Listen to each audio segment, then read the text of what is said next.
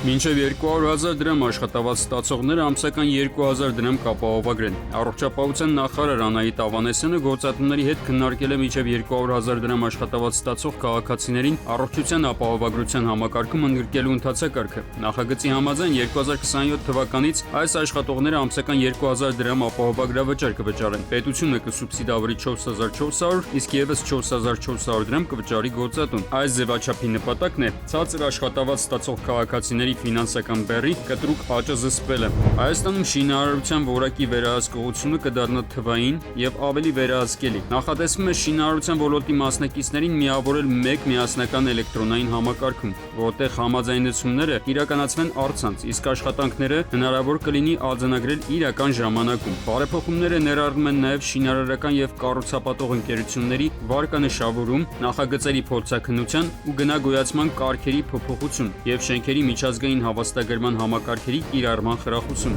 Հայաստանի ջրամբարներում կես տարում 6 մարդ է խեղդվել։ 2026 թվականի առաջին կիսամյակում Հայաստանի ջրամբարներում գրանցվել է խեղդվելու 4 դեպք, որոնց հետևանքով զոհվել է 6 մարդ։ Այս մասին հայտնել է ներքին գործերի նախարարության փրկարար ծառայության տնօրենը։ Արամ Ղազարյանի խոսքով Սևանի 3 հանրային լողափերում շուրջօրյա հերթապահություն են իրականացնում, որը կշարունակվի մինչև սեպտեմբերի 10-ը։ Հանրային լողափերում, ի դեպ, ջրում մահվան դեպք չի գրանցվել։ Բոլոր 4 դեպքերը տեղի են ունեցել մասնավոր լողափերում։ Զանգերի կենտրոնի հանցավոր ցանցը 3.5 միլիարդ դրամ է հափշտակվել։ Քննչական կոմիտեն բացահայտել է անդրազգային հանցավոր կազմակերպության գործունեության նոր մանրամասներ։ Ըստ քննության, կազմակերպության ղեկավարները Զանգերի կենտրոնի աշխատանքում հավաքագրել եւ ներգրավել են ավելի քան 70 հոգու, որոնց միջոցով իրականացվել է առնվազն 3 միլիարդ 518 միլիոն դրամի համակարգչային հափշտակություն։ Գործով արդեն 21 անձի վերաբերյալ նախաքննությունն ավարտվել է, իսկ նրանցից 15-ի նկատմամբ կայացվել են մեղադրական դատաբճիռներ։ Եվս մեկ անդամի վերաբերյալ քրեական վարույթը մեղադրական եզրակացությամբ ուղարկվել է դատախազին։ Քննության ընթացքում հանցավոր ծագում ունեցող 704 միլիոն դրամ փոխանցվել է պետական բյուջե։